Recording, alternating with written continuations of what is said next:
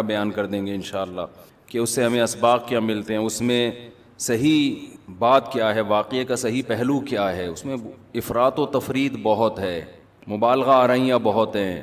سیدنا حسین ابن علی رضی اللہ تعالی عنہ کو کربلا میں شہید کیا گیا، یہ بہت بڑا ظلم ہے، اس میں دو رائے نہیں ہو سکتی۔ اور بڑی بات یہ کہ حکومت کی سرپرستی میں یہ کام ہوا ہے، اس لیے یہ بڑا ظلم ہے۔ جو اسلامی حکومت تھی، جو خلافت کی دعوے دار تھی، شاید اسلامی تاریخ میں اس سے بدترین واقعہ ہمیں نہیں ملتا۔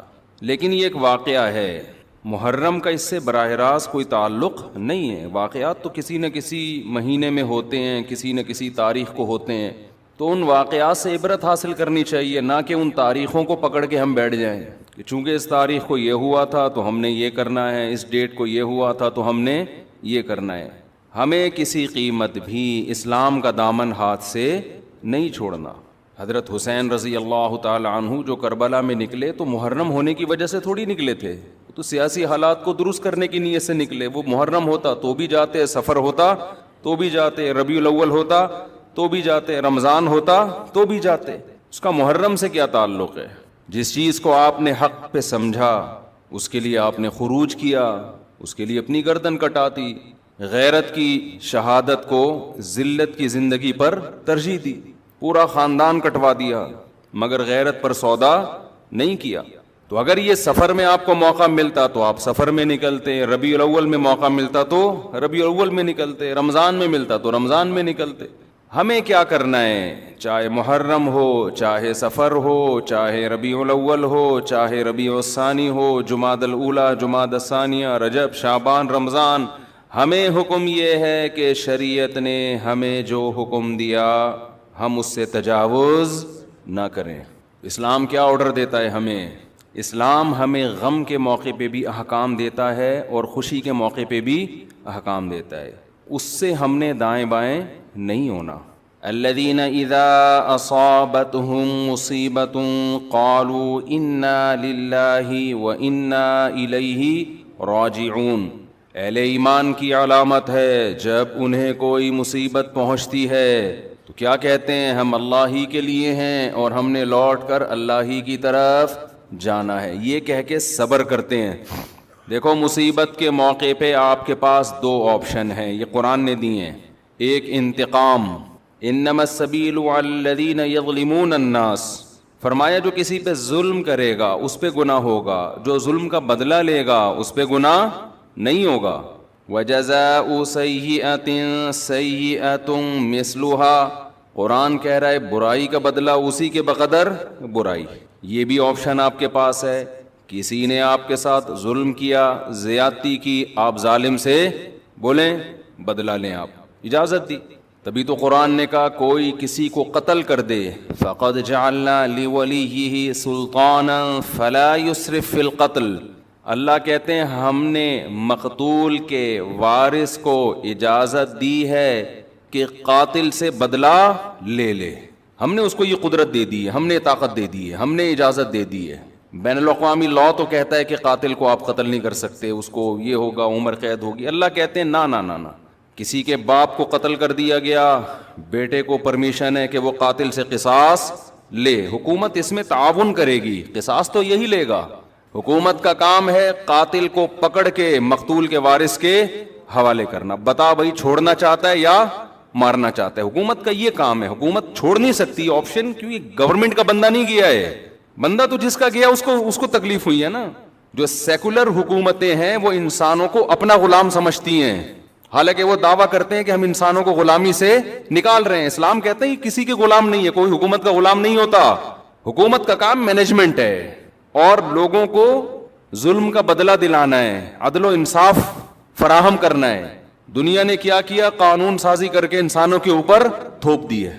وہ کیا کیا تھوپی ہے وہ ایک لمبی کہانی ہے، کہ دعویٰ تو یہ ہے کہ ہم آزادی، انسان کو آزاد کر رہے ہیں، آزاد نہیں کر رہے، سب کی غلامی سے نکال کے اپنا غلام بنا رہے ہیں۔ عورت کو شوہر کی غلامی سے نکالا، ریاست کا غلام بنا دیا۔ شوہر جو باپ پہ خرچ کرتا، بیوی پہ خرچ کرتا، بولا نہیں باپ بیوی پہ خرچ نہیں کرو، ایک دھیلا بھی تم پہ، ہمیں ٹیکس دو، 40% ہمیں دو اپنی تنخواہ کا، 1 لاکھ کما رہے ہو 40,000 ہمیں دو، ہماری مرضی، پھر ہم تمہارے باپ کو اولڈ ہاؤس میں کتنا دیں، اور تمہاری بیوی کو ہم کتنا دیں یہ ہماری مرضی, ہمارا ہیڈک ہے, تمہارا نہیں ہے. یہ اسلام ریلیشن کا قائل ہے. ریلیشن شوہر بیوی کا ریلیشن ہے. شوہر بیوی پہ خرچ کرے گا تاکہ بیوی اس سے محبت کرے. بیٹا باپ پہ خرچ کرے گا تاکہ باپ اپنے بچوں کو شوق سے پالیں گے, یہ بڑھاپے میں ہمارا سہارا ہے. آپ نے سارے ریلیشن ختم کر کے لوگوں کو غلام بنا دیا. کس کا؟ ریاست کا. اسی میں یہی ہے کہ اسلام کہتا ہے کسی کے باپ کو قتل کیا گیا ہے, انتقام کی آگ کس میں بھڑک رہی ہے؟ گورنمنٹ میں تھوڑی بھڑک رہی ہے. حکومت کا کیا لگتا ہے بھائی؟ وہ اچھا بھلا تمیز سے بیان چل رہا تھا, محبت سے غصہ آ گیا مجھے, آرام سے چل رہا تھا نا. یہی ہے نا, یہ لبرل لوگوں سے ہمیں واسطہ پڑتا ہے نا, صبح شام گوروں کے گیت گاتے رہتے ہیں بیٹھ کے, مغربی ممالک کے گیت گاتے ہیں. اتنا اچھا سسٹم, اتنا اچھا سسٹم. وہ کیا خاک سسٹم ہے یار یہ, جس میں انسان کو اس کے بنیادی حقوق نہیں مل رہے. آپ کہہ سکتے ہیں ہمارے ملک میں کون سا مل رہے ہیں, تو ہمارے ملک میں اسلام نہ ہونے کی وجہ سے مل رہے ہیں. اسلام ہوتا تو مل رہے ہوتے. اس میں اسلام کا قصور نہیں ہے, یہ تو ہمارے حکمرانوں کا قصور ہے. ڈالر نیچے آ گیا سنا, تھوڑا سا خوش فہمی میں مبتلا ہونے کی ضرورت نہیں ہے. 10 روپے نیچے آئے گا, 20 روپے اوپر جائے گا. یہ تھوڑا سا ڈپریشن کم کرنے کے لیے گورنمنٹ کرتی ہے کہ تھوڑا سا نیچے لا کے دھکا دے کے اوپر لے کے جاؤ. تو یہ سیٹ اپ, خیر یہ ایک الگ تبصرے ہیں. تو اسلام ہے جو آپ کو بنیادی حقوق دیتا ہے. میرے باپ کو اللہ نہ کرے کوئی قتل کر دے, گورنمنٹ کا نقصان نہیں ہے. نقصان کس کا ہے؟ میرا انتقام کی آگ مجھ میں بھڑکتی ہے. اس کا نقصان یہ ہوتا ہے کہ میں قاتل کو تلاش کروں گا, وہ نہ ملے اس کے بھائی کو مار دوں گا, وہ نہ ملے اس کے ماموں کو مار دوں گا, جو ہوتا ہے قبائلی علاقوں میں. اسلام نے اس پہ پابندی لگا دی. نا نا نا نا نا نا. اللہ کہتے ہیں فقط جعلنا لولیہ سلطانا, دیکھو ہم نے تمہارے جذبات کا خیال کیا ہے, ہم نے تمہیں طاقت دی ہے کہ قاتل سے بدلہ لوگے تمہیں گناہ نہیں ملے گا. اب جب ہم نے تمہیں تمہارا حق دے دیا تو اب حد سے تجاوز نہ کرو. کیا مطلب؟ قاتل کے علاوہ کسی اور سے بدلہ لینے کی کوشش نہ کرو. اس نے آپ کا ایک مہمان مارا, آپ نے کہا ہم اس کے 2 مہمان ماریں گے. یہ کام, وہ ایک پنجاب والا چلا گیا نا, پنجاب والا چلا گیا وزیرستان میں, وہاں قبائلی لڑائیاں ہو رہی تھیں, تو وہ کہیں باہر اس کو چارپائی پہ سلا دیا انہوں نے. تو اس کو ڈر لگ رہا ہے یار ان کی تو دشمنی اٹھا کی رات کو آوازیں آتی, مجھے کو مار پور کے نہ چلا جائے. اس نے دروازہ بجایا, بھائی مجھے اندر سلا. اس نے کہا کیوں, گھبرا کیوں رہا ہے؟ اس نے کہا مجھے ڈر ہے آپ لوگ کی دشمنیوں میں نہ مارا جاؤں. اس نے کہا فکر نہ کرو, وہ ہمارا ایک مہمان مارے گا, خدا کی قسم اس کا 10 مہمان مارے گا. اس نے کہا بھائی اس کا تم 10 مارو 20 مارو, ہم تو مر گئے نا, ہم تو گئے کام سے. تو دیہاتی علاقوں میں چاہے بلوچستان ہو, چاہے اندرون سندھ ہو, چاہے کے پی کے ہو, چاہے پنجاب ہو, یہی ہوتا ہے. جہاں قانون نہیں ہے وہاں کیا ہے, قاتل نہ ملے تو جو ملے اس کو مار دو.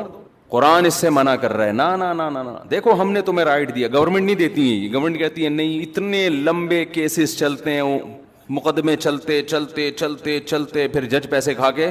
ایسا بھی ہوتا ہے, جو ججز بیان سن رہے ہیں ان کے علاوہ کی بات کر رہا ہوں. تو انصاف نہیں ملتا انسان کو. عمر قید تو ہے ہی نہیں اسلام میں, لمبی جیل میں ڈال دیا, وہ اور بڑا مجرم بن کے آئے گا. وہ کھانے پینے سے گیا. یہاں کتنا اچھا قانون بنایا کہ قاتل کو پکڑ کے حکومت کیا کرے گی, باپ کو مارا ہے تو بیٹے کے حوالے, شوہر کو مارا ہے تو بیوی کے حوالے, لے بھائی اپنے میاں کا بدلہ لے لے. اور اگر دیت لے کے چھوڑنا چاہے تو اس کا بھی آپشن تیرے پاس ہے, دیت لے لے, چھوڑ دے اس کو. پھر قرآن نے دیت کی ترغیب دی, فَمَنْ عُفِيَ لَهُ مِنْ أَخِيهِ شَيْءٌ, جس کو اپنے بھائی کی طرف سے معافی مل گئی. یعنی اللہ مقتول کے وارث کو کہہ رہے ہیں قاتل بھی تمہارا دینی بھائی ہے, تو بھائی سمجھ کے چھوڑ دو.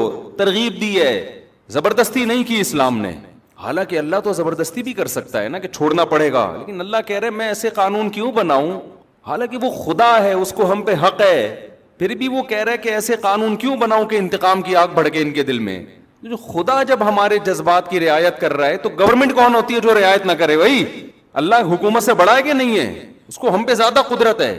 تو قرآن نے کیا کہا, ترغیب دی کہ اس کو کیا کرو, معاف کرو. بہتر یہ معاف کر دو, دیت لے لو, پیسے لے کے چھوڑ دو, اس سے تمہاری غربت دور ہو جائے گی, تمہارا نقصان ہوا اس کی تلافی ہو جائے گی.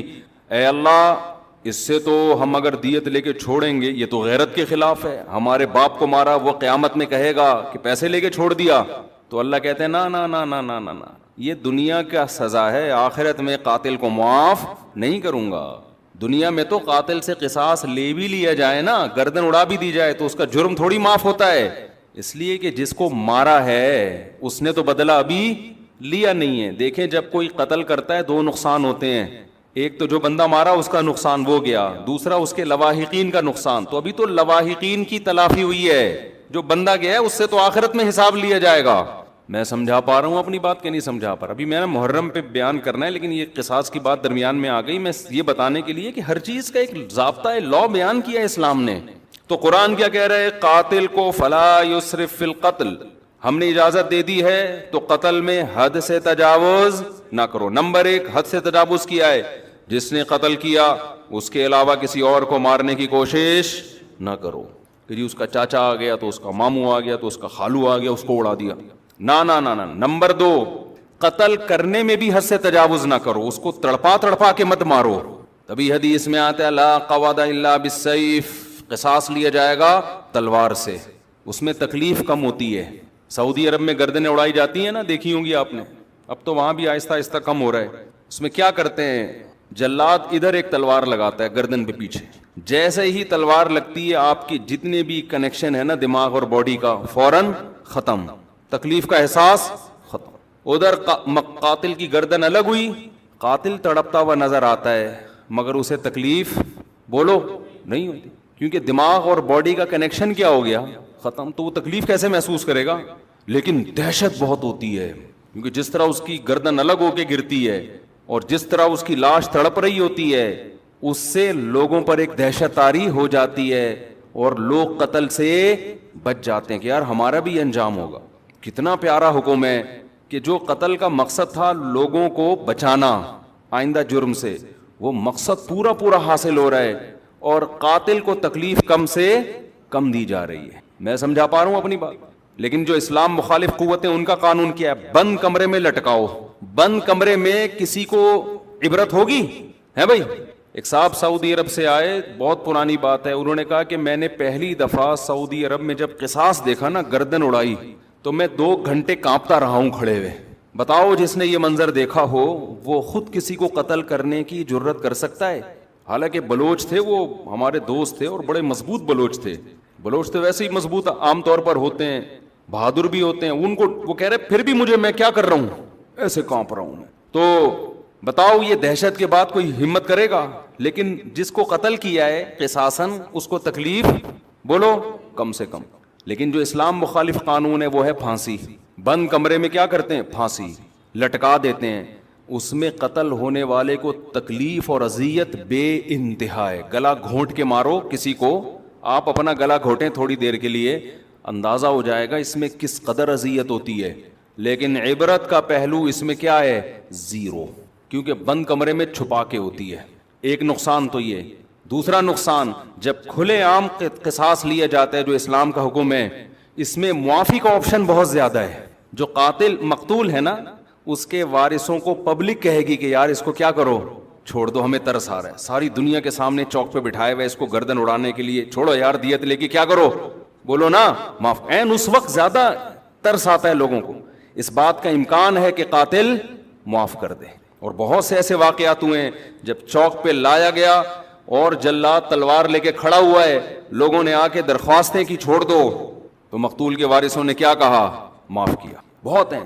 بند کمرے میں پھانسی میں یہ حکمت، یار نہیں بول رہے رفیع بھائی، پولیس لے کر آؤ. جملہ آپ کو جو سینٹنس جو ہے جملہ کمپلیٹ کیا کریں، جس سے مجھے احساس ہوتا ہے کہ دیکھو میں پوری بیداری کے ساتھ بیان کر رہا ہوں. 1.5 پراٹھے کھا کے بیٹھا ہوں میں یہاں پہ. مجھے ڈاکٹر کہہ رہے ہیں کہ نہیں پراٹھے نہیں کھاؤ، یہ عمر پراٹھوں کی نہیں ہے، کوئی بھی عمر نہیں ہے پراٹھوں کی.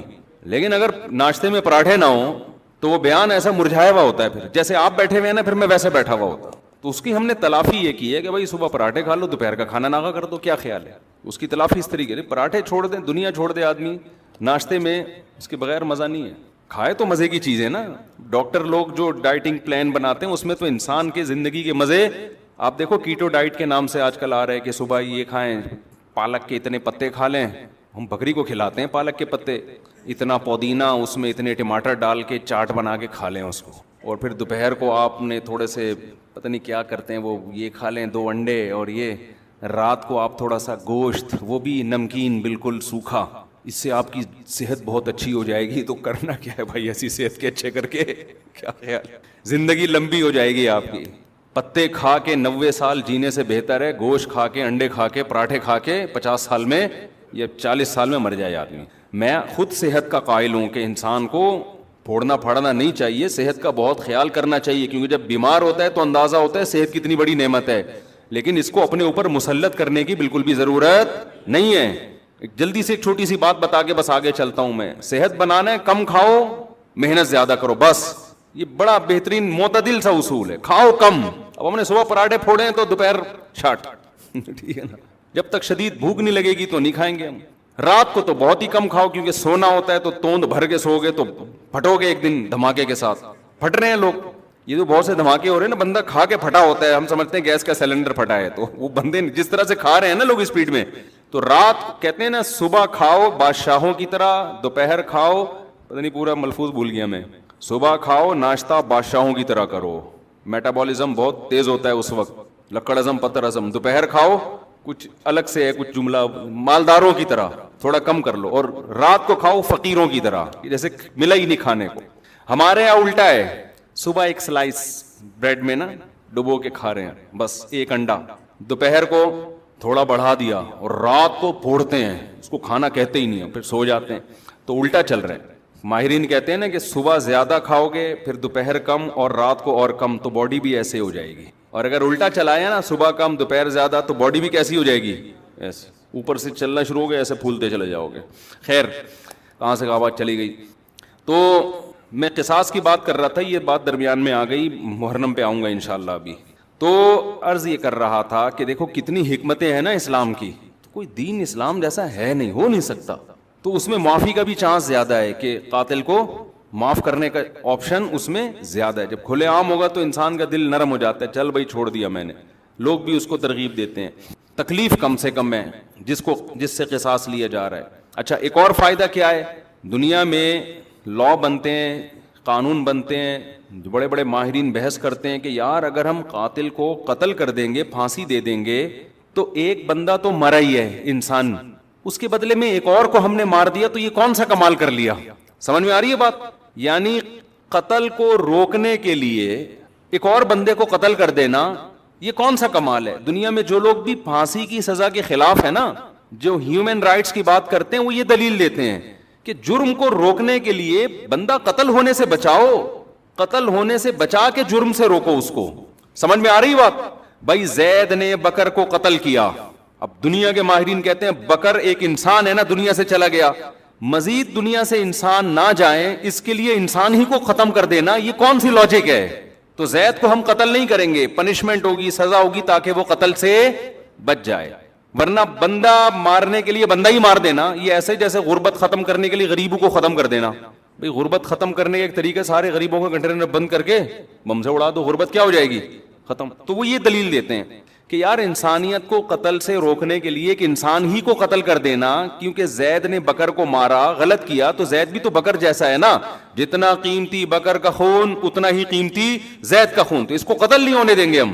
یہ انسانوں کی لاجک ہے جو خدا کے قانون کے مقابلے میں اس کی کوئی حیثیت نہیں ہے. قرآن نے اس لاجک کا جواب دیا ہے. یہ پہلے بھی لوگ تھے اس طرح کی باتیں کرتے تھے.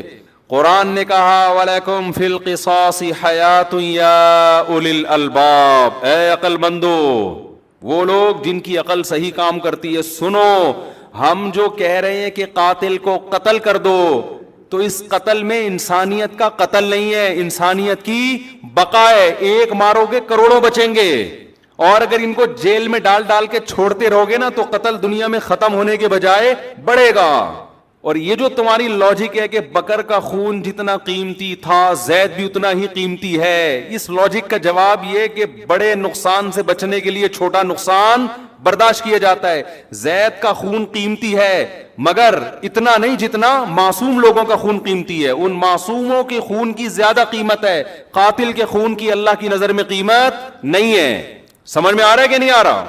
اس بے قیمت خون کو بہانے سے قیمتی خونوں کی حفاظت ہو جائے گی. تو اللہ نے ایک نظام بنایا ہے, جو میں اصل بات عرض کر رہا تھا. اب کیا ہے, میں اصل موضوع کی طرف آتا ہوں دوبارہ. اللہ تعالیٰ نے محرم بھی دیا ہمیں, سفر بھی دیا ہمیں, ربیع الاول بھی دیا ہمیں پچھلی قوموں کے واقعات بھی سنائے, یہود و نصارہ کے. قرآن کہتا ہے یہود و نصارہ نے اپنے دین کو کھیل اور تماشا بنا لیا, لہو و لعب. کیا مطلب لہو و لعب بنا لیا؟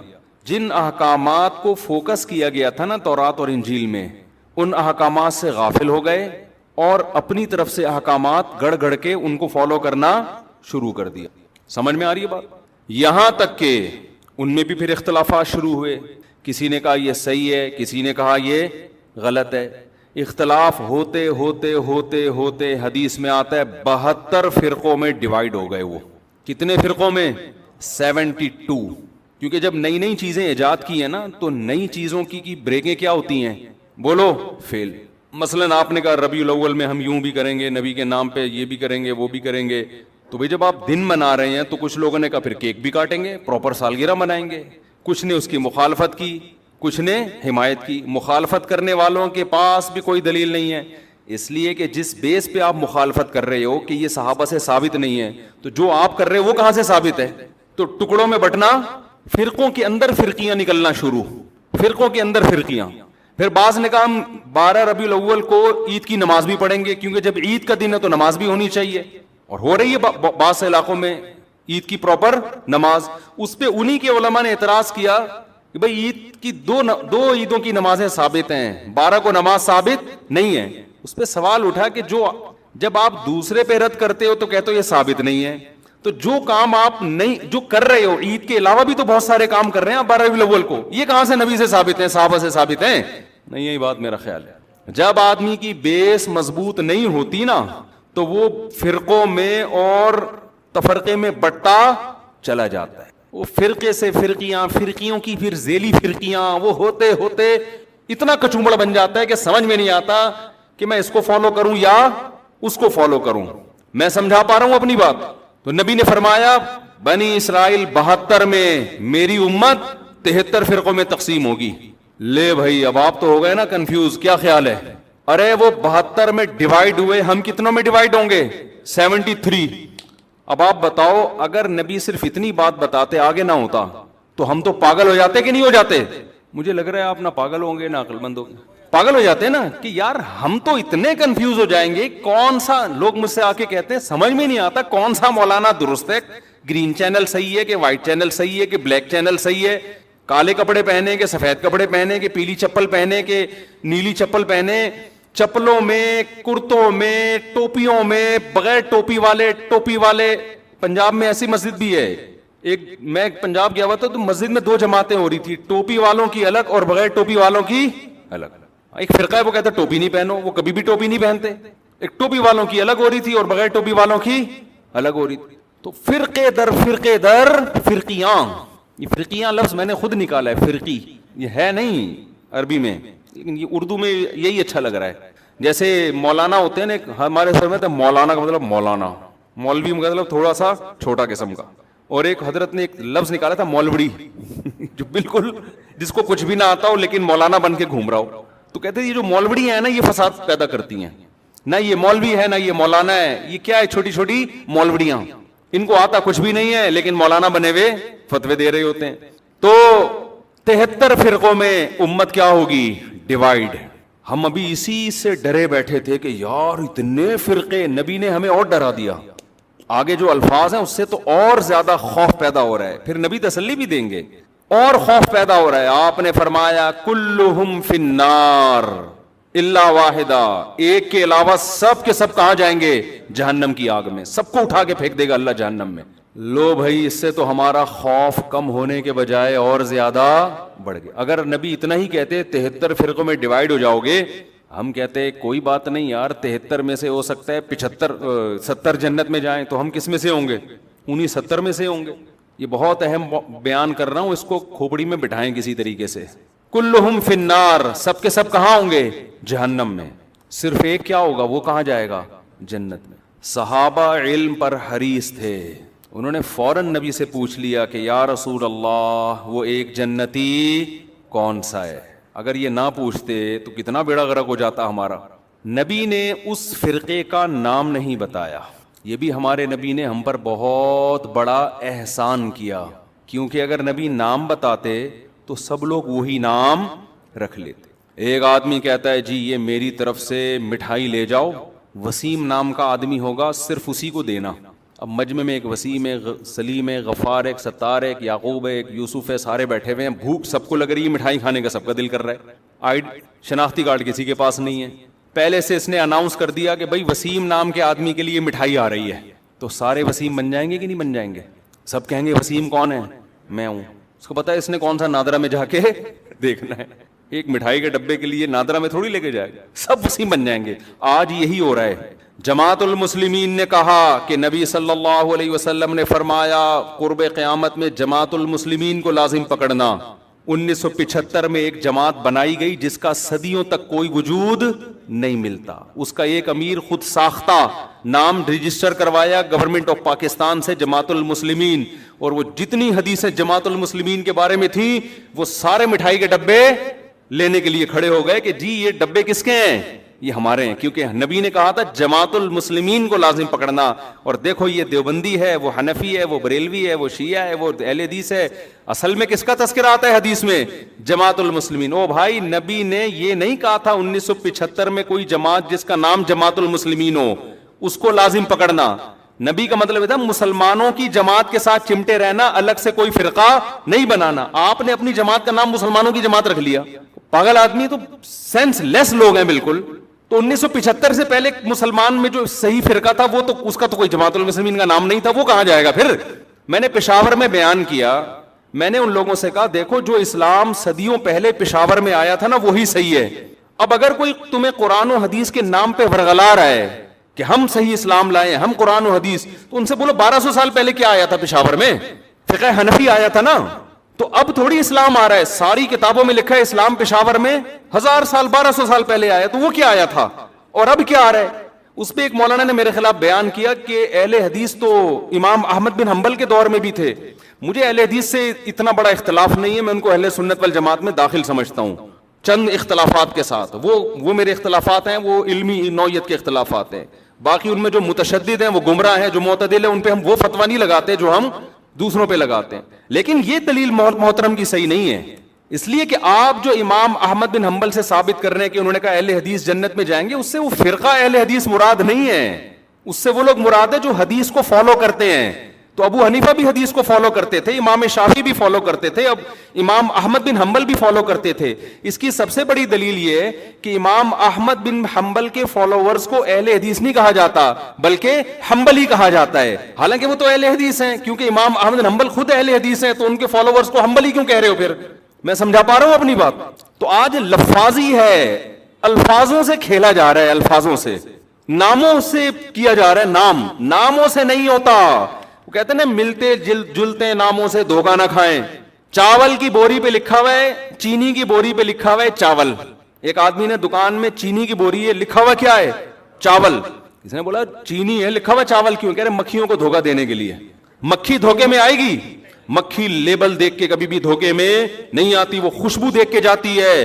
ہمارے نبی سے صحابہ نے پوچھا کہ اس فرقے کا نام بتائیں، آپ نے نام نہیں بتایا کیونکہ سب لیبل اچھا لگا کے دھوکہ دیتے۔ آپ نے اس فرقے میں جو خوشبو ہے اس کو بتایا کہ اس میں خوشبو کیا آ رہی ہوگی، اس میں جو علامتیں ہیں وہ کیا ہیں۔ جہاں اسمیل آ رہی ہو نبی اور صحابہ کی، اس اسمیل کی طرف چلے جانا، اور جہاں نبی کو لغت سے نکال دیا یا نبی کو تو رکھا ہوئے صحابہ کو نکال دیا، اس کے قریب اس کے لیبل اور نام کو دیکھ کر جانے کی کوشش نہ کرنا۔ آج ہمارا لوگ خون پی لیتے ہیں، کئی طلاقیں دے رہے ہیں، 3 طلاقیں، جس کو دیکھو سعودی عرب کے بن باز کا فتویٰ، صالح العثیمین کا فتویٰ، ان 2 مفتیوں کا فتویٰ کہ بھی سعودی عرب یہ کہہ رہا ہے کہ 3 طلاقیں ایک ہوتی ہیں۔ میں کہتا ہوں تم نے کلمہ سعودی عرب کا پڑھا ہے یا نبی اور صحابہ کا کلمہ پڑھا ہے؟ کوئی ایک صحابی دکھا دو جس نے 3 طلاق کو ایک کہا ہو، اور میں درجنوں دکھاؤں گا آپ کو۔ یار آپ لوگوں نے صحابہ سے بھی زیادہ سعودی عرب کے علماء کو بنا لیا ہے، یہ تو 15ویں صدی کے علماء ہیں۔ وہ کہتے ہیں وہ حدیث کوٹ کرتے ہیں، اس حدیث کا مطلب صحابہ نے کیا سمجھا؟ کسی ایک صحابی نے اس حدیث کا وہ مفہوم لیا جو سعودی علماء لے رہے ہیں۔ میں سعودی علماء کے خلاف نہیں ہوں، وہ ہم سے زیادہ بہتر ہوں گے، ہم سے تقویٰ میں، للہیت میں، علماء کا ادب ہمارے لیے ضروری ہے، مگر آپ نے جب تقلید کرنی ہے تو آپ سعودی علماء کی کرو گے یا صحابہ کی؟ صحابہ کی کرو گے۔ آپ فقہ حنفی کو نہیں مانتے، آپ شافعی کو نہیں مانتے، صحابہ کو تو سب مانتے ہیں نا۔ کوئی ایک صحابی دکھا دو جس نے 3 طلاق کو ایک کہا ہو. حتیٰ کہ جو صحابی 3 کو ایک کہنے والی حدیث بیان کر رہے ہیں وہ بھی 3 کو کتنی کہتے ہیں؟ 3 کہتے ہیں. اس کا مطلب اس حدیث کا وہ مفہوم نہیں ہے جو بن باز مراد لے رہے ہیں. ایسے تماشے ہو رہے ہیں نا طلاقوں کے بعد آج کل. شوہر طلاقیں دیتا ہے, بیوی اپنی مرضی کا فتویٰ, بیوی کو رہنا ہے تو اہل حدیث سے فتویٰ لا رہی ہے, نہیں رہنا تو حنفیوں سے فتویٰ لے کے آ رہی ہے. قرآن نے جہاں طلاق کے مسائل بیان کیے وہاں اللہ نے کہا کہ اللہ کی آیات کو, اللہ کے حکام کو مذاق نہ بناؤ. اہل حدیث حضرات علماء کی انتہائی عزت کے ساتھ, لیکن میں یہ اپنا رونا میں ان کے سامنے روتا ہوں کہ آپ لوگوں کی وجہ سے طلاق کے احکام مذاق بن چکے ہیں اس وقت. آپ اس پہ دوبارہ سے تحقیق کریں. اس لیے ہم کہتے ہیں لوگوں کو مجتہدین کو فالو کرو, ان کا علم آج کے مولویوں سے زیادہ, وہ قرآن و حدیث کو آج کے لوگوں سے زیادہ بہتر سمجھتے تھے. ہم قرآن حدیث کے مقابلے میں ابو حنیفہ کو فالو نہیں کرتے, خوب سمجھ لو. ہمارا یہ رائے ہے, فتویٰ ہے, جو صحیح حدیث کے مقابلے میں ابو حنیفہ کو فالو کرے گا کافر ہو جائے گا. گمراہ تو دور کی بات ہے. بات یہ ہوتا ہے کہ حدیث کا ایک تشریح ابو حنیفہ کہتے ہیں, ایک تشریح آپ کی نظر میں ہوتی ہے. ہم اس تشریح کو ترجیح دیں گے جو ابو حنیفہ کی رائے ہوگی. آپ کی رائے پر ابو حنیفہ کی رائے کو ترجیح دے رہے ہیں, نبی کی رائے پر ابو حنیفہ کی رائے کو ترجیح نہیں دے رہے. خدا کی قسم لا الہ الا اللہ, جو قرآن و حدیث پر ابو حنیفہ کو ترجیح دے گا اللہ کی قسم کافر ہو جائے گا. وہ ہمارا موقف 2 اور 2 4 کی طرح ہے, لیکن بات یہ آپ کے کہنے سے نہیں ہم کریں گے. آپ کی ایک رائے ہے جو صحیح بھی ہو سکتی ہے غلط بھی, ابو حنیفہ کی بھی ایک رائے ہے جو صحیح بھی ہو سکتی ہے غلط بھی, لیکن اس میں غلطی کا امکان کم, آپ میں غلطی کا امکان زیادہ ہے. تو طلاق ثلاث میں تو 4 ائمہ متفق ہیں, یہ تو تابعین تبع تابعین کے دور کے ہیں, سارے صحابہ متفق ہیں. آپ کو حدیث مل گئی, یہ کیسی بات ہے بھائی. میں ایک اہل حدیث عالم کے پاس گیا, میں نے فتویٰ دیا تھا 3 طلاقیں واقع ہو گئی ہیں. وہ صاحب لے آئے اہل حدیث سے فتویٰ. میں نے ان سے کہا کہ آپ تقلید کرتے ہیں؟ انہوں نے کہا نہیں میں تحقیق کرتا ہوں. میں نے کہا چلو پھر میں اہل حدیث عالم کے پاس چلتا ہوں, اب تحقیق کی دنیا میں ہم دیکھتے ہیں کون صحیح ہے کون غلط ہے. آپ نے تو تحقیق کرنی ہے نا, تقلید تو کرنی نہیں ہے. لیکن یہ کر رہے تقلید ہی ہوتے ہیں, لیبل تحقیق کی, کیونکہ تحقیق پھر پوری ہوتی ہے, ادھوری نہیں ہوتی. میں ان اہل حدیث کے پاس گیا, بڑے احترام سے بیٹھا, میں نے کہا حضرت آپ نے فتویٰ دیا ہے, اس کی دلیل دیں. انہوں نے صحیح مسلم کی مشہور حدیث پیش کر دی, نبی کے دور میں 3 ایک سمجھی جاتی تھی, ابو بکر کے دور میں. میں نے کہا ایسے تو متا کے بارے میں بھی آتا ہے, نبی کے دور میں متا جائز سمجھا جاتا تھا, ابو بکر کے دور میں عمر نے پابندی لگائی, تو پھر متا بھی حلال ہے. کہہ رہے نہیں اس کے تو منسوخ ہونے کی دلیل ہے. تو میں نے کہا اس کے بھی منسوخ ہونے کی دلیل ہے, ادھوری حدیث نہ بتائیں, دوسری حدیث بھی بتائیں. پھر وہ کہنے لگے, میں نے کہا پھر خود اس حدیث کے جو راوی عبداللہ بن عباس ہیں وہ خود کہہ رہے ہیں کہ 3 طلاقیں ایک وقت کی 3 ہوتی ہیں. تو وہ جواب میں کہتے ہیں کہ ہم نے کلمہ عبداللہ بن عباس کا نہیں پڑھا, ہم نے کلمہ نبی کا پڑھا ہے. میں نے کہا ویل ڈن. حضرت مجھے یہ بتائیں کہ آپ نے نبی کا کلمہ پڑھا ہے, عبداللہ بن عباس نے کس کا کلمہ پڑھا تھا؟ انہوں نے نبی کا کلمہ پڑھے بغیر یہ فتویٰ دے دیا. تو میں عرض کر رہا ہوں کہ لفاظی ہے, سمجھ رہے ہیں, لیبل اچھے اچھے لگے ہوئے ہیں. باقی ہر چیز میں اہل حدیث کو غلط نہیں کہتا, بعض چیزوں میں صحیح ہیں وہ, اور بعض چیزوں میں دیوبندی غلط ہے, معذرت کے ساتھ. اللہ یہ کہ دیوبندیوں کے جو محققین ہیں, بڑے بڑے علماء ہیں, وہ ایسی غلطیاں نہیں کرتے. مفتی تقی عثمانی صاحب ہو گئے, اس لیول کے جو علماء ہیں نا وہ معتدل ہیں. وہ آپ نے دیوبندیت کو سمجھنے کے لیے ہر آدمی کو فالو نہیں کرنا, ہر ایک کا بیان آپ یوٹیوب پہ سن کے فتویٰ لگا دو کہ یہ ایسا نہیں ہے بھائی. بعض لوگ کیا کرتے ہیں, دیکھ کے چاول جیسے تھوڑے سے چکھے آپ نے اور پوری دیکھ پہ حکم لگا دیا. بعض لوگ کیا کرتے ہیں, کسی اسکالر نے کوئی غلط بیان, مسئلہ غلط بیان کیا, فوراً کوئی فتنہ پرور بیٹھا ہوتا ہے, اس کا کلپ چلاتا ہے, دیکھو دیوبندی کیا کہہ رہے ہیں. او بھائی یہ پورا دیوبندی ٹھیکیدار تھوڑی ہے یہ بندہ کہ جو بولے گا آپ نے سب پہ ٹھوک دیا اس کو. میں تو آپ کو پھر بھی دیوبندی بریلوی کی بحث میں, یہ تو لوگوں نے مشہور کی ہوئی ہے, ہمیں تو ہم اللہ کی قسم اٹھا کے کہتے ہیں کہ اپنے نام کے ساتھ نہ دیوبندی لگاؤ نہ بریلوی. میرے نام کے ساتھ لگایا تھا, میں نے ہٹوایا ہے لوگوں سے. یہ بھی ہمارے اکابر کی تعلیمات ہیں. کیوں؟ جو فرقہ جنت میں جائے گا اس پہ لیبل سے نبی کیا کہہ رہے ہیں اس کے متاثر نہ ہو. اب نبی فرما دیتے, صحابہ نے پوچھا یا رسول اللہ کون سا فرقہ جنتی ناجیہ نجات پانے والا کون سا ہوگا؟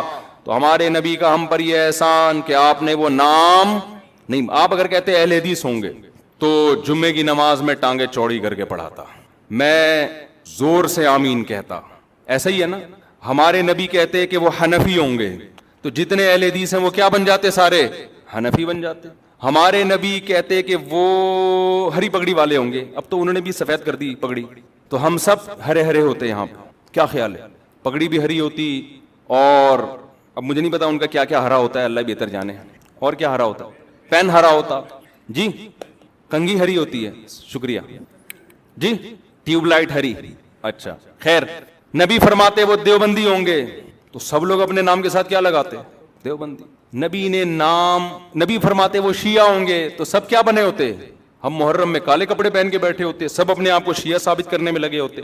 نبی نے علامت بتائی تاکہ ملتے جلتے ناموں سے دھوکا نہ کھائیں، ناموں سے متاثر نہ ہو. نام کچھ بھی ہو، اول تو ہمارا نام مسلم رکھ دیا ہے قرآن نے، تو ہم سب کیا ہیں؟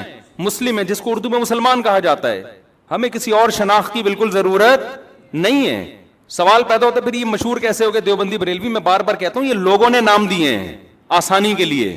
مثال کے یہ لوگ کیوں نام دیتے ہیں؟ آپ کہیں رشتہ لینے کے لیے جائیں، لڑکی والے آپ کا کانسیپٹ پوچھنا چاہتے ہیں کہ یہ میلاد شریف والا ہے، تیجے 40ویں والا ہے، ربیع الاول میں پروگرام والا ہے، یا یہ والا نہیں ہے. اب وہ پوری ڈیٹیل پوچھیں تمہارا عقیدہ کیا ہے، پوری ڈیٹیل کے بجائے شارٹ نام رکھا ہوا، بھائی جو یہ کرتے ہیں ان کو بریلوی کہا جاتا ہے، جو یہ نہیں کرتے ان کو کیا کہا جاتا ہے؟ دیوبندی. تو ان شارٹ وہ انہوں نے، کیونکہ مسلمان تو دونوں ہی کہلاتے ہیں نا. ایک صاحب مجھے کہنے لگے آپ حنفی کیوں ہیں، آپ مسلم کیوں نہیں ہیں؟ میں نے کہا ہم حنفی شافی کے مقابلے میں ہیں، غیر مسلم کے مقابلے میں ہم مسلم ہیں. ہم دیوبندی بریلوی کے مقابلے میں کہلاتے ہیں، غیر مسلم کے مقابلے میں تھوڑی ہم دیوبندی ہیں، تو مسلم ہیں. تو اللہ نے ہمارا نام مسلم غیر مسلم کے مقابلے میں رکھا ہے. باقی نام بھی ہم نے نہیں رکھے، پبلک نے اپنی آسانی کے لیے رکھے، پھر وہ مشہور ہو گئے. ورنہ نہ دیوبندیت میں کچھ ہے نہ بریلویت میں کچھ ہے. اصل میں تو وہ علامت جو نبی بیان کر رہے ہیں، وہ علامت جس میں پائی جائے گی، خواہ وہ دیوبندیت کے نام سے ہو، اہل حدیث کے نام سے ہو، بریلوی کے نام سے ہو، شیعہ کے نام سے ہو، سنی، اس سے کوئی فرق نہیں پڑتا. نام تو وہی دینا چاہیے مسلم. لیکن میں بتا رہا ہوں لوگ اپنی آسانی کے لیے نام دیتے. کس مکتبہ فکر سے آپ کا تعلق ہے؟ تاکہ ان شارٹ بات ہو جائے نا. تو نام نبی قرآن نے ہمیں مسلم دیا، اور علامت کیا بتائی؟ صحابہ نے پوچھا یا رسول اللہ کیا کون سا فرقہ؟ آپ نے فرمایا ما انا علیہ و اصحابی. کیا بلاغت ہے یار اس کلام میں، سارے فرقوں کا پول پٹیاں کھول دی. آپ نے یہ نہیں فرمایا جو قرآن کو فالو کرے گا، یہ نہیں فرمایا، کیونکہ ہر فرقہ نسبت کہاں کرتا ہے؟ کیونکہ قرآن تو سب کی بیس ہے نا، قرآن ہی سے نکل گئے. کیا خیال ہے بھائی؟ ایک فرقہ مسلمانوں میں آئے اور کہ میں تورات کو مانتا ہوں قرآن کو نہیں مانتا ہوں، تو ہے ہی نہیں، تو کسی کھاتے میں ہے ہی نہیں، نکل یہاں سے. بیس تو قرآن ہے، اور قرآن کو ماننا بھی ضروری، اس کو فالو کرنا بھی. لیکن فرقوں میں جب فرق کیا جا رہا ہے تو قرآن کا تذکرہ نہیں. ما انا علیہ، جس پر میرا عمل، میں چلوں، تو نبی جس پر چلے اس کو تو حدیث کہا جاتا ہے. اور یہ بھی نہیں فرمایا حدیث، کیونکہ حدیث قول، عام طور پر حدیث کا اطلاق قول پر ہوتا ہے. بخاری میں ایک روایت آ گئی، مسلم میں ایک روایت آ گئی، لوگ اس کو حدیث سمجھتے ہیں. نبی کا جو پراپر عمل رہا ہے، کس پر آپ صلی اللہ علیہ وسلم عمل کر کے گئے ہیں، اس کو آج کل کے لوگوں نے حدیث سے خارج کر دیا. مثال کے طور پر امام مالک حدیث لے کر آتے ہیں ہاتھ باندھ کے نماز پڑھنے کی، فتویٰ دیتے ہیں ہاتھ چھوڑ کے نماز پڑھی جائے. میں مسجد نبوی میں بیٹھا ہوا تھا، ایک صاحب تقریر کر رہے تھے اردو میں. سارے فتنے وہاں اردو اسپیکنگ جا کے پھیلاتے ہیں، عرب میں نہیں عام طور پہ یہ تشدد. اس سے کسی نے پوچھا کہ ہاتھ چھوڑ کے نماز پڑھنا کیسا ہے؟ انہوں نے کہا بالکل ناجائز، بدعت. کیوں؟ حدیث میں آتا ہے ہاتھ باندھ کے نماز، ہم حدیث کو فالو کریں گے، امام مالک کو فالو نہیں کریں گے. اتنی سختی سے امام مالک پہ رد کیا. میں نے کہا اس جگہ امام مالک نے کئی سال بیٹھ کے درس دیا ہے، اس نے ان کی شخصیت کا بھی احترام نہیں کیا. عوام یہ میسج لے کے جا رہی ہے کہ قرآن و حدیث کا اس کو پتا ہے، امام مالک کو پتا نہیں تھا، حالانکہ وہ تو تبع تابعین میں سے ہیں. حدیث میں آتا ہے ان قریب ایک شخص پیدا ہونے والا ہے مدینہ میں جس کی طرف پوری دنیا سے علم کے لیے لوگ آئیں گے. اکثر علماء اس طرف گئے، اس سے مراد امام مالک ہیں. اکثر علماء اس طرف گئے. اتنے بڑے عالم کا مذاق اڑا دیا آپ نے. آپ یوں کہہ سکتے تھے کہ حدیث میں آتا ہے کہ ہاتھ باندھ کے نماز. امام مالک نے دیکھا کہ مدینہ والے ہاتھ چھوڑ کے نماز پڑھ رہے ہیں. امام مالک نے اس سے دلیل پکڑی کہ انہوں نے صحابہ کو دیکھا ہوگا، اور صحابہ نے کس کو دیکھا؟ نبی کو. تو اگرچہ باندھنے کا تذکرہ ہے لیکن نبی کا آخری عمل کیا تھا؟ ہاتھ چھوڑ کے. تو امام مالک کی رائے میں یہ دلیل ہے. وہ کہہ رہے ہیں کہ حدیث میں تو ہمیں باندھنے کا تذکرہ ملتا ہے، لیکن جو عمل مل رہا ہے ہمیں پریکٹیکلی، جو تواتر مل رہا ہے وہ چھوڑنے کا مل رہا ہے. تو عملی تواتر کو وہ زیادہ ویلیو دے رہے ہیں قولی حدیث سے، تو وہ بھی حدیث ہی پر عمل کر رہے ہیں. پھر آپ ایک رائے بیان کر دیتے کہ بھئی ان کی رائے بھی ٹھیک ہے، دلیل ان کی بھی بنتی ہے، لیکن ہم حدیث کے ظاہر کو دیکھتے ہیں، بھئی باندھنے کا تذکرہ ہے تو ہم کہتے ہیں نبی نے جو چھوڑ کے نماز پڑھی ہوگی، ہو سکتا ہے وہ کسی عذر سے پڑھی ہو، یا ہو سکتا ہے کہ جی وہ آسانی کے لیے، یہ بتانے کے لیے کہ یہ بھی جائز ہے. تو ادب کا تقاضا یہ کہ مان لیے جائیں، لیکن اگر کوئی امام مالک کی رائے کو فالو کر رہا ہے تو ہم اس کو بھی برا نہیں کہیں گے. یہ انداز ہوتا تو میرا خیال ہے زیادہ اچھا ہوتا. لیکن آج کل کے اسکالرز جو قرآن حدیث کے ٹھیکیدار بنے ہوئے ہیں، ان کا یہ اسٹائل بولو نہیں ہے. ان کا یہ اسٹائل ہے کہ حدیث مجھے آتی ہے، باقی سارے جاہل ہیں. یہ تو امام مالک کے بارے میں اگر وہ پوچھ لیتے نا رفع الیدین کا مسئلہ امام حنیفہ کا، پھر تو وہ ایک دم آگ نکلنا شروع ہو جاتی.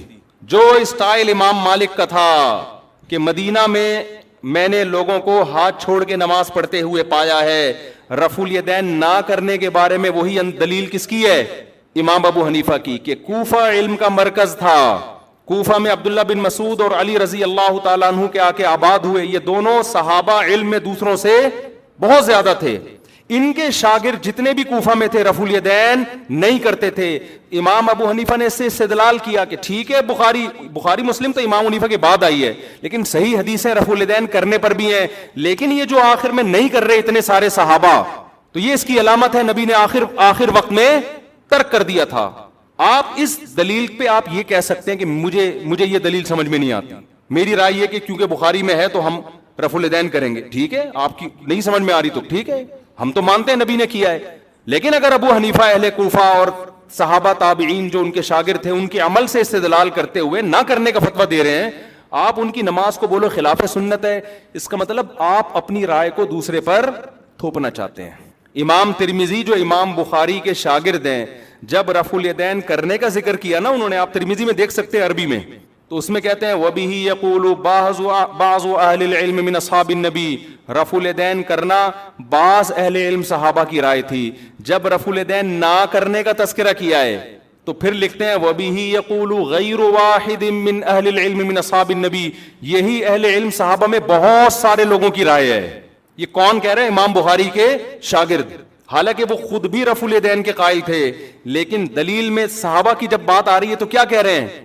تو میں آپ سے عرض کر رہا ہوں کہ ہر محدث ہر مجتہد کا اپنا ایک اصول ہوتا ہے، اور اس کا بنیادی مقصد کس کو فالو کرنا ہے؟ نبی کو فالو کرنا. تو آپ صرف قولی حدیث لے رہے ہو، نبی کا عمل نہیں دیکھ رہے، یہ مسٹیک ہے. تو نبی نے پہلی علامت کیا بیان کی؟ ما انا علیہ، بولو نا، وہ اصحابی، جس پر میں ہوں، جو میرا عمل ہے جس پر، تو یہ نبی کا عمل تھا. اب اس عمل میں اختلاف ہو سکتا ہے، کوئی کہہ رہا ہے ہاتھ چھوڑ کے نماز کا عمل تھا، کوئی کہہ رہا ہے ہاتھ باندھ کے نماز کا عمل تھا، کوئی کہہ رہا ہے رفع الیدین کا عمل تھا، کوئی کہہ رہا ہے نہ کرنے کا عمل تھا، آخر عمل. ٹھیک ہے، یہ اختلاف شریعت میں ناپسندیدہ نہیں ہے. اس اختلاف کی بیس پہ فرقے نہیں بنتے، کوئی بنائے گا تو وہ جہنمی ہے. اور یہ اختلاف صحابہ میں بھی تھا، کیونکہ دونوں میں وہ علامت پائی جا رہی ہے ما انا علیہ. کامیاب فرقے کی علامت کیا ہے؟ جس پر نبی کا عمل. تو نبی کا عمل دونوں پر ہے نا، تو اس میں آپ دونوں میں سے کسی کو بھی غلط بولو نا یار. نہ ہاتھ باندھ کے نماز پڑھنے والے کو، نہ ہاتھ چھوڑ کے، نہ رفع الیدین کرنے والے کو، نہ کرنے والے کو، کیونکہ دونوں کے پاس دلیل ہے، دونوں مکتبہ فکر کی، اور دونوں کہاں سے ثابت کرتے ہیں؟ نبی سے. تو اس بیس پہ جتنا بھی اختلاف ہو، اس اختلاف سے جنت اور جہنم کا فتویٰ نہیں لگتا. سمجھ میں آ رہی ہے بات؟ اگلی بات، نبی یہاں کہہ کے رکے نہیں صرف ما انا علیہ. اگر آپ رک جاتے تو ہم صحابہ کو بیچ سے نکال دیتے. ہم کہتے ہیں حدیث میں کیا آ رہا ہے، بس نبی نے فرمایا وَأَصْحَابِي. کیوں؟ اب دیکھو ترتیب کیا ہے. آپ نے قرآن کا ذکر کیوں نہیں کیا؟ کیونکہ قرآن کی لوگ ایسی تشریح کریں گے جو نبی کی تشریح کے خلاف. جیسے غامدی صاحب اللہ ان کی عمر میں برکت دے، بہت ساری تشریحات ایسی کرتے ہیں قرآن کی جو حدیثوں کے خلاف جا رہی ہیں. نبی نے شادی شدہ زانی مرد کو رجم کیا ہے، ساری دنیا جانتی ہے، متواتر روایات ہیں. وہ قرآن کی آیت کی تشریح کرتے ہیں کہ زانی مرد اور عورت کو 100 کوڑے مارو. تشریح ایسی کر رہے ہیں جس میں شادی شدہ کو بھی شامل کر رہے ہیں، حالانکہ یہ کنواروں کے بارے میں نازل ہوئی ہے. حدیث سے پتہ چلتا ہے، متواتر حدیث سے. تو نبی نے کیا فرمایا؟ قرآن کا تذکرہ کیوں نہیں ڈائریکٹ اپنے عمل کو پیش کیا، تاکہ لوگ قرآن کی وہ تشریح نہ کریں جو میرے عمل کے، صرف میری حدیث نہیں، میرے عمل کے بھی خلاف ہو. اور عمل بھی نبی کا اصل میں حدیثی کہلاتا ہے. دو قسمیں، قولی اور ایک فعلی. آپ نے ایک عمل کیا، صحابہ نے سینہ بسینہ اس عمل کو نقل کیا، یہ بھی حدیث ہے، چاہے بخاری میں نہ بھی ہو، چاہے مسلم میں نہ بھی ہو. دوسرا، آپ نے ان لوگوں پہ رد کرنے کے لیے جو حدیث کی تشریح اخپل طریقے سے کریں اور اس میں صحابہ کو بیچ سے نکال دیں، ان کو نکالنے کے لیے آپ نے کیا فرمایا؟ میرا اور میرے اصحاب کا عمل. سمجھ میں آ رہی ہے بات؟ میرے اور میرے اصحاب کا عمل. کیا مطلب؟ ایسے فرقے آئیں گے جو قرآن کی تشریح اخپل طریقے سے کریں گے, حدیث کو بیچ سے نکال دیں گے, یہ بھی جہنمی, چاہے وہ اپنے آپ کو صبح و شام اہل قرآن کہتے ہوں. لیبل جو منکرین حدیث ہیں ان کا پتہ ہے اپنے فرقے کا نام کیا رکھا ہے؟ اہل قرآن. اور جب آپ ان کے سامنے بیٹھو گے قرآن کے فضائل بیان کرنا شروع کر دیں گے, بار بار قرآن کیا کہتے ہیں, اللہ کا کلام. مقصد قرآن کی فضیلت نہیں ہوگی, مقصد حدیث کا انکار ہوگا. سمجھتے ہو گے نہیں سمجھتے؟ لوگ متاثر ہوتے ہیں, یار یہ ماشاءاللہ اللہ کے کلام کو کتنا فوکس کرتے ہیں, ماشاءاللہ ماشاءاللہ کتنا ان کے دل میں اللہ کے کلام کا جلال ہے. او بھائی یہ جو آپ کے سامنے صبح و شام قرآن کے فضائل بیان کر رہا ہے اس کا مقصد حدیث کی نفی ہے. ایک آدمی قرضہ مانگنے کے لیے آیا اور آپ سے کہہ رہے سفارش کر دیں کہ وسیم بھائی مجھے قرضہ دے دیں. دوسرا بھی آ گیا قرضہ مانگنے کے لیے, آپ چاہ رہے ہو اس کو نہ ملے اس کو مل جائے, آپ کو پتہ ہے یہ سیٹ ایک ہی آدمی کو دے گا. اب آپ نے دوسرے کی بے پناہ تعریفیں شروع کر دیں تو یہ تعریفوں میں ضمناً دوسرے کی کیا ہے؟ برائی ہے. یہ بندہ ٹھیک نہیں ہے, اس کو نہیں دو, ٹھیک ہے نا. لیکن نام پرویزی فرقے نے اپنا نام کیا رکھا ہوا ہے؟ اہل قرآن. اہل قرآن. تو اسی طرح جب حدیث نبی نے ہمیں پہلے بتا دیا, کچھ لوگ ایسے آئیں گے جو حدیث کی تشریح ایسی کریں گے جو صحابہ کی سمجھ میں نہیں آئی. نام کچھ بھی رکھ سکتے ہو آپ, اہل حدیث رکھ سکتے ہو آپ, اہل قرآن رکھ سکتے ہو آپ, دیوبندی رکھ سکتے ہو آپ, محمدی رکھ سکتے ہو, کچھ بھی رکھ سکتے ہو. عمل دیکھا جائے گا پریکٹیکلی ہو کیا رہا ہے. بھئی صحابہ کیوں نہیں, صحابہ کا فتویٰ یہ کیوں نہیں ہے؟ اور ان صحابہ میں بھی آپ نے سب سے زیادہ ہائی لائٹ کیا خلفائے راشدین کو. علیکم بسنتی و سنت الخلفاء الراشدین المہدیین, میری اور خلفائے راشدین کی سنت کو لازم پکڑو. میں دعوے سے کہتا ہوں خلفائے راشدین کے دور میں کوئی ایک مسجد دکھا دو جس میں رمضان میں 8 رکعت تراویح ہوتی ہو, کوئی ضعیف سند دکھا دو میرے بھائی. آپ بخاری مسلم کی حدیث ہے جو 8 رکعت والی, اس کی تشریح ایسی کر رہے ہیں جو صحابہ میں کسی کی سمجھ میں بولو نہیں آئی. اس کا مطلب آپ کی تشریح غلط ہے. بعض لوگ کہتے ہیں حضرت عمر سے ایک ضعیف روایت پیش کرتے ہیں کہ اس میں 8 کا تذکرہ ملتا ہے, وہ ضعیف روایت ہے. مان لو تو صحابہ کو نبی نے حکم دیا عمر کو فالو کرو نا, تو اگر حضرت عمر نے 8 پڑھوائی تھیں تو پھر پوری دنیا میں ہمیں 8 ملتی کیوں نہیں ہے؟ کوفہ میں, بصرہ میں, دمشق میں, مصر میں 8 سے زیادہ کیوں ملتی ہیں ہمیں؟ آج لوگ کہتے ہیں مکہ مدینہ میں 8 ہو رہی ہیں. بھئی آج کا مکہ مدینہ لوگے یا 1200 سال 1300 سال پہلے کا مکہ مدینہ لوگے؟ آج لوگ کہتے ہیں سعودی عرب میں 3 کو 1 کہتے ہیں. او بھائی سعودی عرب میں آج کہتے ہیں نا, 1400 سال سے سعودی عرب میں 3 کو 3 ہی کہتے تھے. تو 1400 سال سے جو اسلام تھا وہ والا صحیح تھا یا آج جو اسلام ہے وہ والا صحیح ہے؟ کھوپڑی کام نہیں کر رہی لوگوں کی. یعنی عجیب. ایک صاحب مجھے کہنے لگے آپ لوگ پتہ نہیں کیا باتیں کرتے ہو, وہاں تو مصر میں بھی 3 طلاق کا 1 ہو گئی ہے, سوڈان میں بھی 3 1 ہو گئی ہیں, اور پاکستان میں بھی ہو رہی ہیں قانونی. اور میں نے کہا یہ اب ہو رہی ہیں, اسلام آج آئے 1400 سال پہلے آیا تھا. اب ہونا اس کی علامت ہے کہ اب تک نہیں تھا, اب تک 3 ہی تھیں. لوگ کہتے ہیں پوری دنیا میں 8 تراویح ہو رہی ہے, آپ لوگ کو پتہ نہیں کیا 20 پڑھ رہے ہو. کب سے شروع ہوئی ہیں 8؟ آپ 100-150 سال پہلے تاریخ کی کتابیں اٹھا کے دیکھو, پوری دنیا میں 20 سے کم کہیں بھی 1 رکعت بھی نہیں ہوتی تھی. تو بعد میں چینج ہوئی ہے. اب جو چینجنگ ہو رہی ہے وہ قابل قبول نہیں ہے. اب تو چینج, اب تھوڑی لوگ. عبداللہ بن مسعود کا مشہور قول ہے من کان منکم مستنن فلیستن بمن قد مات, جو تم میں فالو کرنا چاہتا ہے پہلوں کو فالو کرے. اس لیے کہ زندہ لوگوں کے بارے میں یہ خوف ہے کہ وہ فتنے سے محفوظ نہیں ہے. زندہ لوگ بک بھی جاتے ہیں, ان کے اپنے مفاد بھی ہوتے ہیں, سیاسی مفاد بھی ہوتے ہیں, حکومتی دباؤ بھی ہوتا ہے. اب حرمین میں کہہ رہے ہیں 10 رکعت تراویح ہو گئی. بھائی کیا پتا بادشاہ نے ایک آرڈر دیا ہو کہ 10 ہوں گی.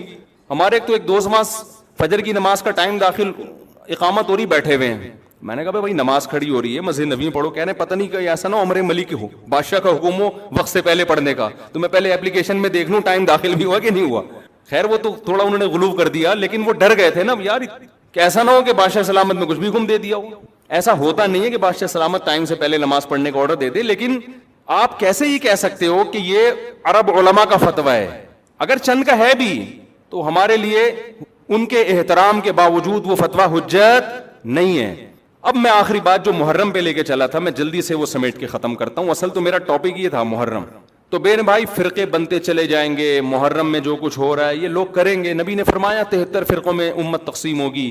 میں نے اور آپ نے وہ کام کرنا ہے جو قرآن میں ہے, حدیث میں ہے, اور اس پر کس کا عمل ہے؟ صحابہ کا. اور یہ جو چاروں ائمہ ہے نا, انہوں نے انہی کو فالو کیا ہے, صحابہ کو. اس لیے امت کہتی ہے چاروں ائمہ کا جس مسئلے پر اتفاق ہو اس سے شذوذ اور خروج اختیار کرنا جائز نہیں ہے، کیونکہ یہ اس کی ظاہری ایک علامت ہے کہ حق اس میں منحصر ہے. اتنے بڑے بڑے ائمہ کیسے غلطی ایک سے ہوتی ہے، دو سے ہوتی ہے، چاروں ہی متفق کیسے ہو گئے؟ اور اگر آپ نہیں مانتے تو اتنی بات تو مانتے ہو نا، نبی اور صحابہ یہ تو منصوص ہے نا. تو مجھے بتاؤ محرم صحابہ کی زندگی میں آیا تھا کہ نہیں آیا تھا؟ اہل بیت کی زندگی میں آیا تھا نہیں آیا تھا؟ کوئی ایک صحیح روایت ہمیں ملتی ہے کہ اہل بیت نے وہ کچھ کیا جو آج ہم کر رہے ہیں؟ کیا حضرت حسین ابن علی رضی اللہ عنہ سید الشہداء کیا انہوں نے ماتم کی ترغیب دی ہے، یا ان کے اولادوں نے ماتم کی ترغیب دی ہو؟ غم منانا، غموں میں رونا پیٹنا، ماتم کرنا، اسلام صبر کی تلقین دیتا ہے. اہل بیت کا حکم بھی کیا تھا؟ صبر. واویلا کرنا، رونا پیٹنا، چیخنا چلانا، یہ اسلام کا حکم نہیں ہے. بعض لوگ استدلال کرتے ہیں کہ فلاں موقع پہ نبی صلی اللہ علیہ وسلم روئے، فلاں موقع پہ فلاں صحابی روئے. غم کے موقع پہ روئے ہیں، غم کا موقع گزرنے کے بعد اس تاریخ آنے پر روئے، ایسا ہمیں تذکرہ بولو نہیں ملتا. غم کے موقع پہ رونا تو انسان کی نیچر ہے، فطرت ہے، اس میں بھی چیخنے کی اجازت نہیں ہے، ماتم کی اجازت نہیں ہے. عین جب صدمہ پہنچے اس وقت آپ کو ماتم کی اجازت نہیں، نبی نے لعنت فرمائی ہے. تو صدمہ گزرنے کے 1 سال بعد اس تاریخ کو آنے پر کہاں سے اجازت ہو گئی؟ میں تشدد کا قائل نہیں ہوں، میرا مقصد یہ نہیں ہے کہ آپ جو لوگ یہ کر رہے ہیں ان کو جا جا کے چھیڑیں، تنگ کریں. ہمارا ملک فرقواریت اور لسانی اور فرقہ وارانہ جھگڑوں کا متحمل نہیں ہے، مار دھاڑ اور نفرت والی تقریریں کرنا نہیں ہے. میرا مقصد تو اہل سنت والجماعت کو یہ بتانا ہے کہ آپ ایک فیصلہ کرو، آپ ادھر ہو یا ادھر ہو. آپ کے اصول کچھ اور ہیں، ان کے اصول کچھ اور ہیں، ان کو ان کے اصولوں پہ چلنے دیں. جب نبی نے کہہ دیا نا 73 ہوں گے تو 73 ہو کے رہیں گے. آپ فرقواریت ختم نہیں کر سکتے. آپ نے سلیکٹ کرنا ہے کہ صحیح کون ہے غلط کون ہے. آج لوگ کہتے ہیں فرقواریت ختم ہو جائے، میں نے کہا نہیں ہو سکتی ختم بھائی، نبی نے کہہ دیا 73 فرقے ہوں گے، کیسے ختم ہوگی؟ آپ نے سلیکٹ کرنا ہے، گائیڈ کرنا ہے کہ صحیح کون ہے، اپنے لیے سلیکشن کرنی ہے، ان میں صحیح کون ہے میں وہاں جاؤں گا. آپ کے پاس بہت سارے آپشن ہوتے ہیں دنیا میں بھی، تو آپ سارے آپشن ختم کر دیتے ہو. کئی رشتہ آیا آپ کے لیے، بہت ساری لڑکیاں ہیں، آپ نے کہا یہ ٹھیک ہے باقیوں کو بم سے اڑا دو. او بھائی آپ کو جو سمجھ میں آئے آپ اس سے شادی کر لو، بلکہ اس سے بھی نہیں 3 اور سے کر لو. اور لڑکی کے پاس ایک آپشن ہے، تو بھائی جو سمجھ میں آ رہا ہے اس سے کر لو، باقی وہ دوسرا جو مرضی آپ کے بلا سے آپ کہیں اس کو مار دو، کیونکہ وہ غلط آدمی کا رشتہ میرے پاس آیا ہے، بندہ ٹھیک نہیں ہے، ابا اس کو مروا دو. ابا کہے گا بیٹا تو اتنے لوگ صحیح بھی ہیں غلط بھی ہیں، تجھے جو صحیح لگ رہا ہے وہ بتا دے، جو غلط ہے وہ اس کو رہنے دے، وہ تیرا کام نہیں ہے. دنیا میں بہت سی غلط بھی ہوتی ہیں، ان کو وہ غلط مل جائے گا. تو فرقے تو رہیں گے، حضرت عیسیٰ علیہ السلام ہی آ کے ان فرقوں کو ختم کریں گے، اور تلوار سے ختم ہوں گے یہ. اور یہ ہمیں اجازت، ہمیں بم پھاڑنے کی، تلوار چلانے کی، گالیاں دینے کی اور ایسے بیان کرنے کی جس سے نفرتیں پھیلیں، ہمیں اس کی اجازت نہیں ہے. ہمارے پاس تو جو بھی آتا ہے ہم اس کو گلے لگاتے ہیں. شیعہ لوگ بھی آتے ہیں، ہم ملتے ہیں، تمیز سے بات کرتے ہیں، اکرام کرتے ہیں، السلام علیکم. مذہب پہ بحث نہیں کرتے ہم، کیوں؟ ہمیں پتہ ہے خام خواہ کا جھگڑا ہوگا، جو سیکھنے آنا چاہے بات کر لیتے ہیں اس سے. ہم تو ہم نفرتوں کے قائل نہیں ہیں، نہ ہم تشدد کے قائل ہیں. ہم تو آپ کو یہ بتا رہے ہیں کہ آپ فیصلہ کرو کہ آپ ہو کس کیٹیگری میں. ہماری حدیث ہمیں یہ بتاتی ہے، ہمارے نبی ہمیں یہ بتاتے ہیں کہ ما انا علیہ واصحابی، جو میرے اور صحابہ کا طریقہ. ہمارے نبی پہ محرم بھی آیا، صحابہ پہ محرم بھی آیا، جو انہوں نے کیا ہم بھی وہی کریں گے. ہمارے نبی کی زندگی میں ربیع الاول آیا، صحابہ کی زندگی میں خلفائے راشدین کی زندگی میں آیا، جو انہوں نے کیا ہم بولو نا وہ کریں گے. انہوں نے کیا کیا؟ صبر کیا ہے. غم کے موقع پہ کیا کیا ہے؟ صبر کیا ہے. تو ہم بھی کیا کریں گے؟ صبر. یا ہمیں اجازت دی ہے قاتل سے قصاص لیں. حضرت حسین کے قاتل اگر آج ہمیں مل جائیں، ہم انشاءاللہ ان کو زندہ نہیں چھوڑیں گے. جب نہیں ہے ہمارے پاس، ہمارے دور میں نہیں ہے، تو اللہ سے ہم دعا کرتے اللہ ان سے انتقام لے قیامت کے دن. حضرت حسین کے خون کا بدلہ لے اللہ ان سے، اور لے گا، اللہ کیوں چھوڑے گا. لیکن اگر ہم نے اس حدود سے تجاوز کر کے ہم نے وہ کچھ کیا جو اللہ اس کے رسول کی منشا کے خلاف ہے، تو میرے بھائی جہاں قاتلوں سے سزا لی جائے گی، اللہ ہمیں بھی نہیں چھوڑے گا. کہ یہ کون سی اہل بیت کی تعلیمات تھی جس پر تم عمل کر رہے ہو؟ سفید لباس اسلام میں پسندیدہ ہے، ٹھیک ہے، نبی نے ہر رنگ کا لباس پہنا ہے. پسند کس کو کیا؟ سفید. وہ محرم میں بھی پسندیدہ، وہ سفر میں بھی، وہ ربیع الاول بھی. جیسے ہی رشتہ میسر ہو، اسلام حکم دیتا ہے نکاح میں تاخیر نہ کرو، چاہے محرم ہو. محرم ہے تو سفر تک ڈیلے نہ کریں، سفر میں رشتہ ملا تو ربیع الاول تک ڈیلے نہ کریں. ویسے بھی میرے بھائی جس نے 4 شادیاں کرنی ہوں گی، وہ اگر ڈیلے کرنا شروع کر دے تو اس کی ہو گئی. پھر اسلام میں تو یہ کہ جلدی نکاح کرو، محرم میں بھی کریں, جو نہیں کر رہے ان کو چھوڑ دیں, اپنے ان کا فرقہ ہے, ان کا مسلک ہے, چھیڑے نہیں کسی کو, جا کے بحث نہ کریں. دفتروں میں بحثیں خامخواہی شروع ہو جاتی ہیں. آپ نے اپنے بارے میں فیصلہ کرنا ہے, میں کدھر ہوں, میں کدھر کھڑا ہوں. جو کالے کپڑے پہننے دیں, نہ ان پہ طنز کریں, نہ ان پہ ہوٹنگ کریں, یہ جائز نہیں ہے, اس سے نفرتیں پیدا ہوں گی. جو کر رہا ہے کرنے دو. آپ کے بچے جب پوچھیں ابو انہوں نے کالے کپڑے پہنے, بولیں بیٹا ان کا فرقہ ہے, ہم لوگ اس فرقے کے نہیں, ختم ہو گئی بات. تو ابو ہم اس فرقے ہم کیوں نہیں ہیں, بیٹا ہم حدیث میں آتا ہے کہ ما انا علیہ و اصحابی. جب بچہ آپ کا پوچھے نا تو آپ بتائیں حدیث میں آتا ہے جو میرے اور صحابہ نے, چونکہ صحابہ نے یہ نہیں کیا تو ہم بھی نہیں کر رہے. تو بیٹا پوچھے گا پھر یہ کیوں کر رہے ہیں, تو بیٹا جو ان کا کام ہے وہ ان سے پوچھنے کا ہے, وہ مجھ سے پوچھنے کا نہیں ہے. اب بچہ جائے گا ان سے پوچھنے کے لیے, اس کو بولیں بیٹا جب بڑے ہو جاؤ گے نا پھر جا کے پوچھنا, ابھی پوچھا تو رپلائی بھی ہوگا, اس سے کیا پیدا ہوگا, فتنہ. تو بچے میں کھوپڑی ہوگی تو وہ اتنی بات اس کی کھوپڑی میں انشاءاللہ آ جائے گی, 2 اور 2 4 کی طرح. پھر بچہ کہے گا ہمیں کیا کرنا چاہیے, اس کو بتا دو بیٹا قرآن میں صاف طور پہ لکھا ہوا ہے کہ ہم نے بنی اسرائیل سے عہد لیا تھا کہ ان احکام کو فالو کرنا ہے. بنی اسرائیل نے ان احکام کو چھوڑ کر فرقے بنا دیے. تو بیٹا قرآن میں سورہ بقرہ میں اللہ کہہ رہا ہے ان احکام کو فالو کرو, وَاعْبُدُوا اللَّهَ, اللہ کی عبادت کرو. سمجھتے ہو بیٹا ہم نے کیا کرنا ہے, اللہ کی عبادت. ابو عبادت کیسے کرنی ہے, بیٹا 5 نمازیں پابندی سے پڑھنی ہے, ٹھیک ہے نا. زندگی میں 1 دفعہ حج کرنا ہے, بیٹا سال میں 1 دفعہ زکوٰۃ دینی ہے, اس کے حکام علماء سے پوچھ لو. یہ کرنا ہے ہم نے, محرم میں بھی کرنا ہے, سفر میں بھی کرنا ہے, ربیع الاول میں بھی کرنا ہے, اور ربیع الثانی میں بھی کرنا ہے. جس کا جو حکم آتا جائے, رمضان میں روزے رکھنے, حج کے ایام میں حج کرنا ہے, وہ اللہ نے ڈیٹیں ہمیں بتا دی. ابا محرم میں کیا کرنا ہے, بیٹا محرم میں 9 10 یا 10 11 کا روزہ رکھنا ہے, اور زیادہ روزے رکھ سکتے ہو تو سبحان اللہ, حدیث میں آتا ہے سب سے زیادہ رمضان کے بعد روزوں کا ثواب کس مہینے میں ملتا ہے, محرم میں ملتا ہے. بیٹا ہم نے یہ کرنا ہے. سمجھ میں آ رہی ہے بات کی نہیں آ رہی, اور کیا کرنا ہے, اور اس سے بولو قرآن میں اللہ کہتا ہے وَلَا تُشْرِكُوا بِهِ شَيْئًا, اللہ کی عبادت کرنی ہے, اس کے ساتھ کسی کو شریک نہیں, پکارنا نہیں ہے صرف یا اللہ مدد, نہ یا علی مدد, نہ یا غوث اعظم مدد, نہ یا رسول اللہ مدد. یہ سارے نعرے بیٹا ہم لوگوں کے بولو نہیں. اچھا ابو فلاں نے فلاں کتاب میں لکھا ہے کہ یا رسول اللہ مدد, تو دائرے اسلام سے خارج ہے. بیٹا کون دائرے میں داخل ہے کون خارج ہے, یہ تیرا ہیڈ ایک, کیونکہ بچے نے اس کو لے کے پھر وہ فتوے دینا شروع. بیٹا اس کو چھوڑ دے اپنے حال پہ, میں جو تو نے کرنے کے کام ہے وہ میں تجھے بتا رہا ہوں. وہی ہے نا, ایک آدمی رات کو تہجد میں اٹھ کے دعا مانگ رہا تھا, اے اللہ سارے لوگ سو رہے ہیں, میں اکیلا جاگا ہوا ہوں, اس عمل کی لاج رکھ لے, سارے لوگ خراٹے لے رہے ہیں, میں اکیلا. لوگوں نے کہا بھائی تو اپنی باتیں بتا, ہماری برائیاں کیوں کر رہا ہے اللہ کے سامنے. ایک آدمی نے کمبل نکال کے بولا بھائی تو اپنا بتا نا, ہماری برائیوں ہمیں کیوں ساتھ میں گھسیٹ رہا ہے, یہ لوگ سو رہے ہیں.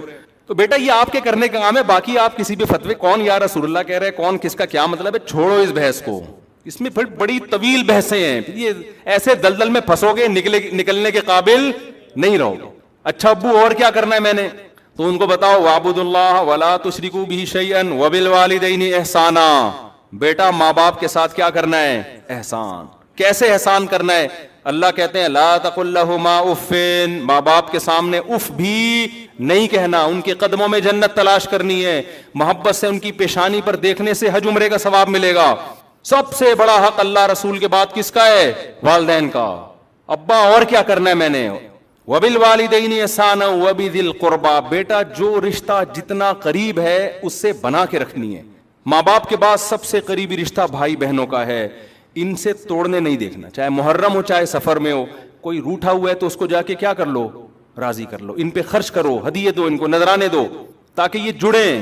جو رشتہ داری توڑتا ہے وہ محرم میں جو مرضی کر لے, حدیث میں آتا ہے وہ جنت میں نہیں جائے گا, چاہے وہ ربیع الاول میں جو مرضی کر لے. ابا اور کیا کرنا ہے, بیٹا رشتہ داری میں سب سے پہلا کام یہ ہے, قرآن کہتا ہے عورت کی میراث نہیں کھانا. میں مر جاؤں اپنی بہن کی وراثت اس سے پوچھے بغیر فوراً ہینڈ اوور کر دینا. سمجھ میں آ رہی ہے بات کی نہیں آ رہی ہے, فوراً کیا کر دینا, اس کے حوالے کر دینا, میں مر جاؤں تو. ایسا نہ وہ 20 سال تک مانگتی رہے, یا آپ بولو ہم نے جہیز اتنا دے دیا تھا. اور بھی اس طرح کے حکام ہے جو سورت بقرہ میں ایک ہی جگہ اللہ نے وَقُولُوا لِلنَّاسِ حُسْنًا, جب بھی لوگوں سے بات کرنی ہے اچھے اخلاق سے بات کرنی, تمیز سے بات کیا کرو. بیٹا جب تم بات کرتے ہو تو لگتا نہیں ہے کہ تم نے تمیز کہیں سے سیکھی بھی ہے. آہستہ آواز میں بات کیا کرو, دھیمے لہجے میں بات کیا کرو.